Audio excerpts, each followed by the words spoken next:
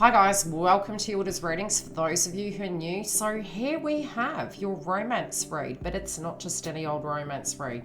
We try to help to give you as much information relating to your ascension, chakras, balance, empowerment, to get the best out of your love life and to tune into the energy both psychically and astrologically. I also do twin flame coaching and energy check-ins regularly as I am a twin flame.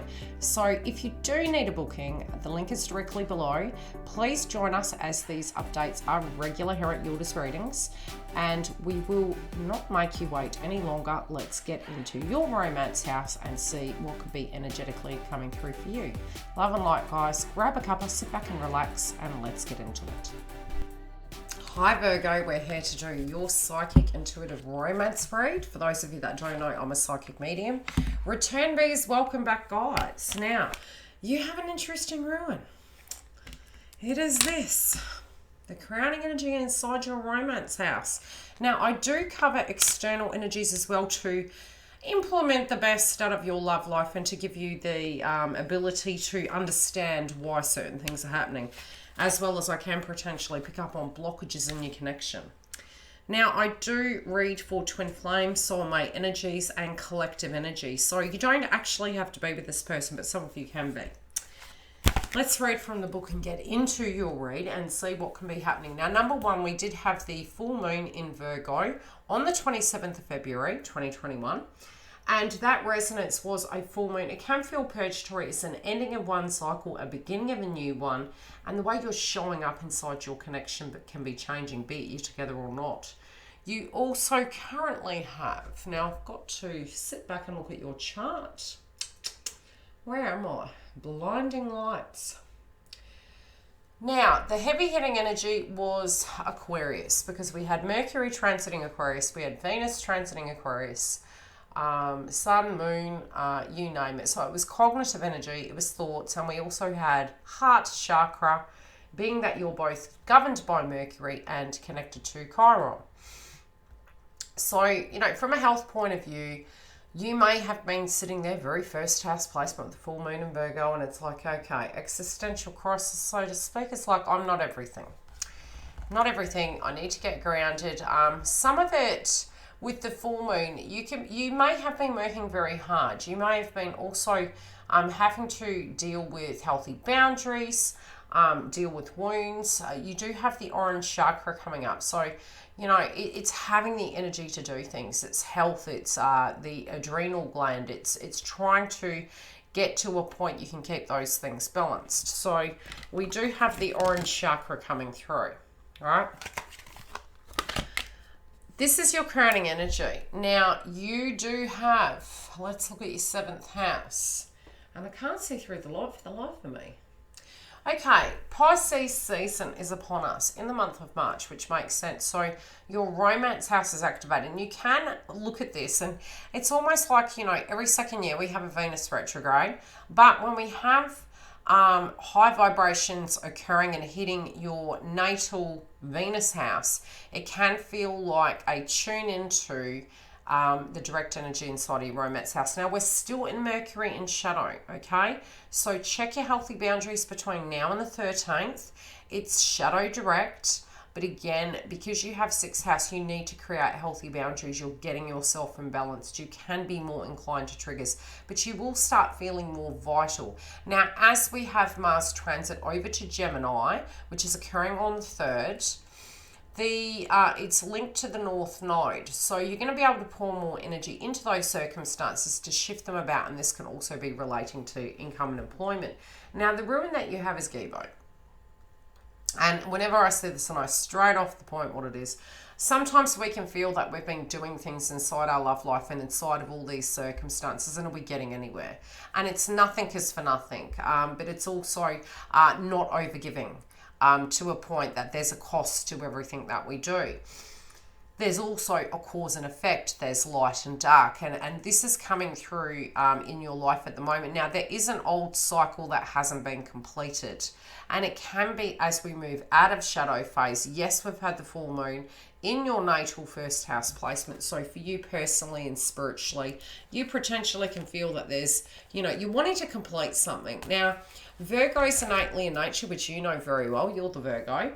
I have Virgo on the 12th, so it's like I mentally understand that process. Sometimes you can self-critique yourself and expect to be perfect, and then other times it can be projected outside of us. The fact that we had the full moon means you should ease off. Those that were Leo that had their full moon, same situational shit that goes through. When it's a first house placement, it's tense. Some astrologers can say that it's very nice, but 9 times out of 10, look at your birthday. It's a solar return, and it's generally not too fun. It's because you're having a soul walk in. You're having a transformation and upgrade inside of yourself. Now, you personally are looking at your romance house, and you're conflicted. There's conflict. Now, that can be 3D, or it can be mental anguish in your thoughts, and you're trying to come to terms with things, maybe problem solving. And it is Virgo in nature to do such. It's very, what would you say? It can be to the point that you want to perfectify situations. I know Virgo in romance house can be very interesting to research, which I will have to do some videos based on that, pertaining to how we show up and how we attract a partner and what we tend to get prior to us integrating that inside ourselves. For you personally, having Pisces there, and again, your natal will always be different if you do your birth chart, but Pisces in particular, you could be really looking at the bigger dream of what you want to have inside of your romantic connection and feel like there could be an external influence or something directly impacting it. Because you do have the wheel here, and it's like a pause. It's like the cycles of life. You're entering a new cycle, but you could be putting a lot of expectations on you, or it could be, and again, it can go back and forward, but it's circular. There's a new dawn coming for you because we had that full moon, and inside of your romance house, you're not quite sure what to do with that. So some of you might not be believing it. So, it's almost like when we want, it's that of within. But you're in the 5s, okay? You're in the 5 energy. That's your crowning energy. Can be mental anguish, maybe sometimes taking what happened in the past personal, or trying to sift through it, very analytical in detail. I'll read from the ruin and then we'll get into the cards because there's messages coming through already. We're going to break it down. Okay, the word Gibo means gift. It is derived from the same verbal root as the modern English word gift and given. Traditions. The offerings of a gift was not necessarily an entirely straightforward affair.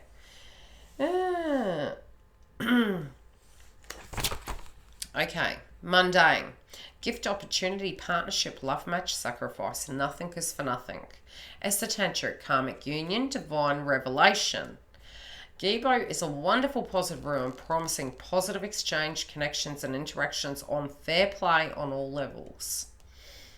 On an esoteric divinational level, this ruin suggests that the quadrant has been or will be offered a gift from the gods. This may take the form of wisdom or insight or an opportunity.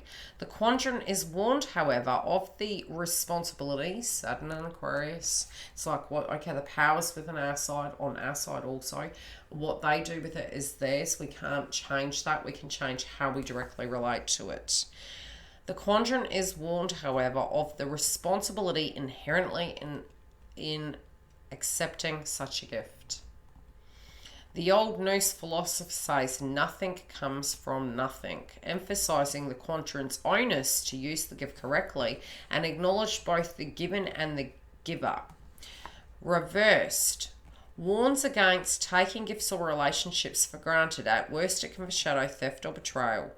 It may also caution us against giving off oneself too freely and spreading oneself too thinly, which can result in depleted energy and loneliness. Sacral chakra. So if you are going down memory lane, Virgo, and that, when we've had from the sacral chakra depleted energy, we can get very fatigued. We had Taurus transiting Mars. We may have been, and you'll have a number of things that can come up, especially when a planet is transiting a certain house and it's coming through both psychically as well.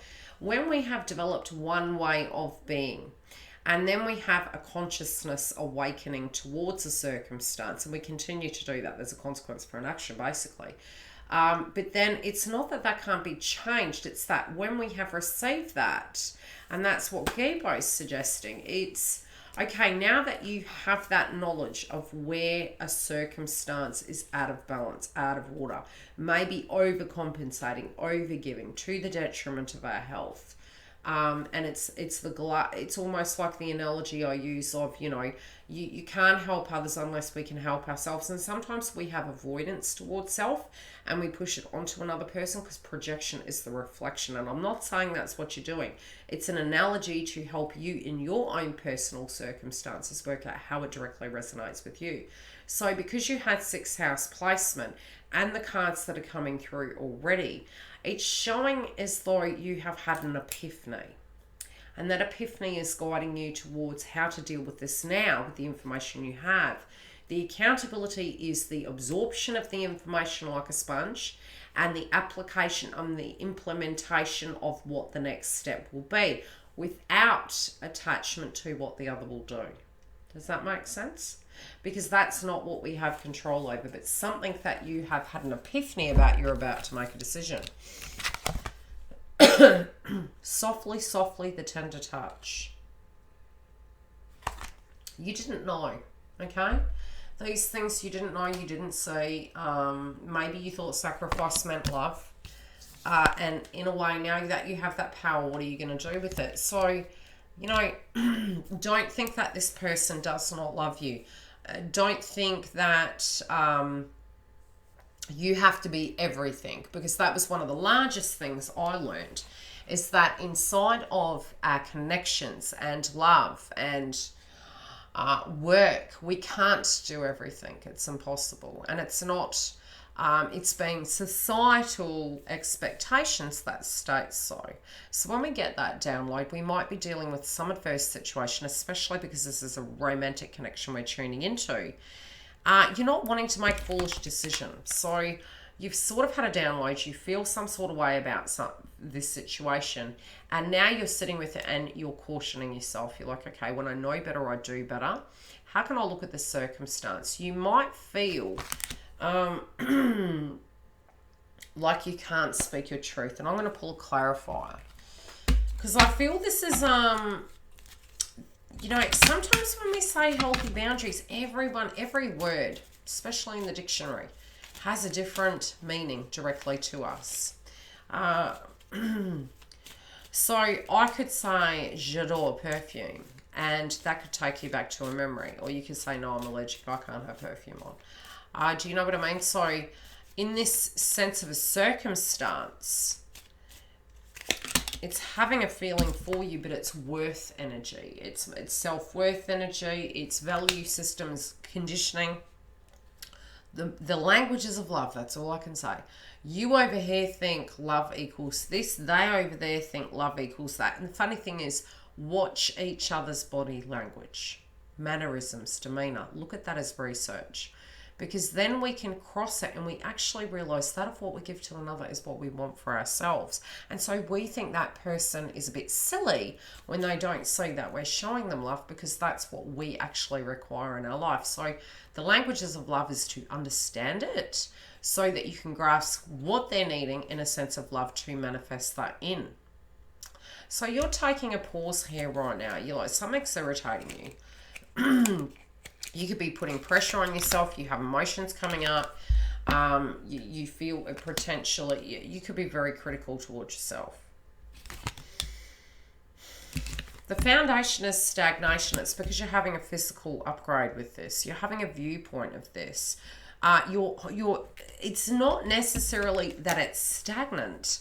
It's that inside of the actions, masculine energy, not feminine. It's getting the emotional body and the physical 3D in alignment so they match. So the adversity and the tension is happening at the moment inside of self. How do I get myself up out of this? How do I articulate it? How do I show up in the world? How do I bring it forward? Not necessarily their side, inside of your element energy, because it's in your mind's third eye. So I think you're trying to be quite accountable with your approach to the circumstance. You understand things are. You're being very strong, but it is depleting your energy. You're not going to do anything for nothing, right? No. You can for a while. You can't permanently.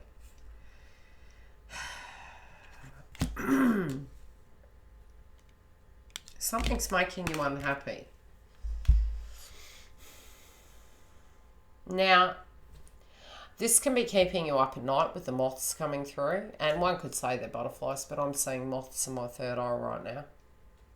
Not necessarily my third eye's blocked. I'm a joker, sorry. Okay, 8. Something has been going on for a very long time. 8 in the house of astrology is to do with Pluto, births, deaths, endings. You want to bring something full cycle, right? You are pushing, right? When we manifestation is hilarious. People are probably quite shaded by my statements at the moment, and have to be careful because of that at the moment with the astrology. The reason I say that is from my personal experience. Now, I'm guided to the imagery on the card, and it looks like Tesla, okay? The cycle. Now, the cycle also, in a circular energy, is very much like the spindles inside the chakra.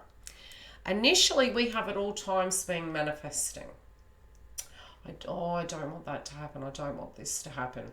Avoidance, blockages, they're all embedded in our chakra through circumstances of people who have dealt with, as well as our conditioning. So the ego is formed, and when we purge, it can be we lose weight, we gain weight, because we're embedded and we're holding the energy. When you're releasing it, it's that of what is outside of your control. Let it go. Best way I can say. The reason I'm saying that is because when you've got attachment and you believe something's going to be that way forever and it's all on you, and yes, we always upgrade, we're always changing. That's perfectly beautiful. But to a degree, you feel a circumstance is stagnant. You've been holding on for grim death, like it's going to get better, but I can't see it. It's a bit like the snorkel. It's full of water and you got your head above and the ship's going down, and you're kind of looking at going, Kesha, it's about to blow. Speak your truth. Release it to the universe. During the full moon, we could do a ritual, which is, and it's not really a ritual, it's a way of living. It's understanding into the full moon we go and out into the new we're birthed. So something that's been building up is coming up. You're looking at romance. In layman's terms, look at your conditioning and what we felt connections were. I feel there is a very strong connection here, but expectation is coming up, and you're trying to have strength to move forward. Strength, right? What is already with you, you have everything you need. You're perfect, right?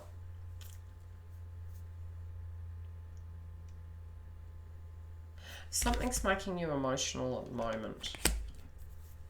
Something's been going on for a long time. It needs to be shifted about. Now, the potential outcome is the new birth. Healthy boundaries, right? Loving yourself, not burdening yourself. Loving thyself. And I'm guided to the butterfly. Now, I know years ago, I saw a monarch butterfly. Was it a monarch butterfly? Very much connected to twin flame, and it was the first one I saw, and then my twin saw one. Very interestingly enough, around that time, he observed it, and he was getting into spirituality, and he researched it, metakarmic, and he thought that was her. Anyway, we all have to, and usually it would have been I had a blockage on that side. Okay? So, with the green, I'm noting the fact that higher heart chakra relates to Chiron, which you are. Now, notice the burdens on the back. She looks withered. She looks tired. She's not seeing herself in the most beautiful demeanour. She's got the light coming onto her face, like she's having a resurrection.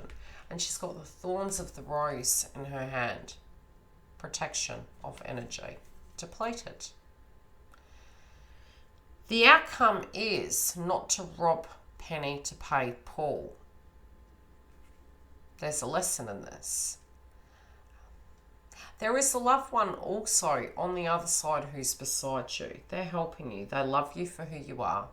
They understand who you are, and it's acceptable. It's a self-fulfilling prophecy. It's a personal thought. It's like the thought you're having relating to this individual might be polar opposite to what they actually feel. And it's holding you back. Find peace. Because robbing penny to pinch from poor. Don't own it.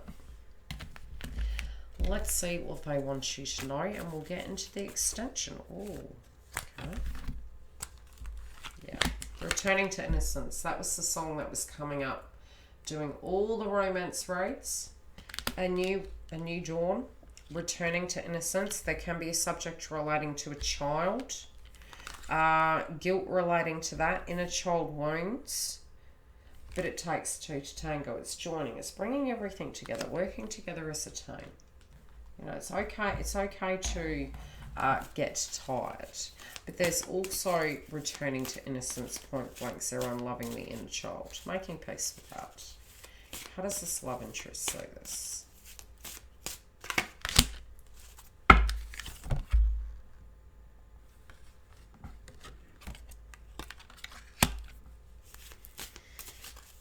They feel that you block people out. They feel that it's not just happening with them, it's happening with other people. It's got making new friends. The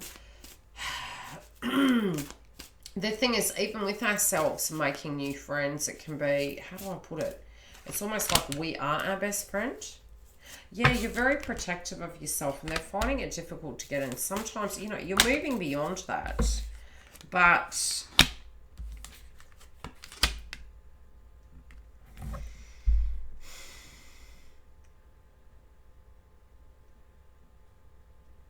they're mentioning extremes. It's from one extreme to another. You know, you're raising your standards.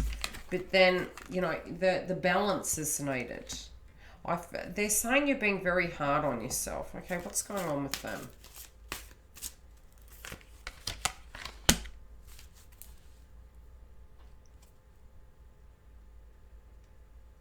A circumstance has made them stuck at the moment, and they're trying to...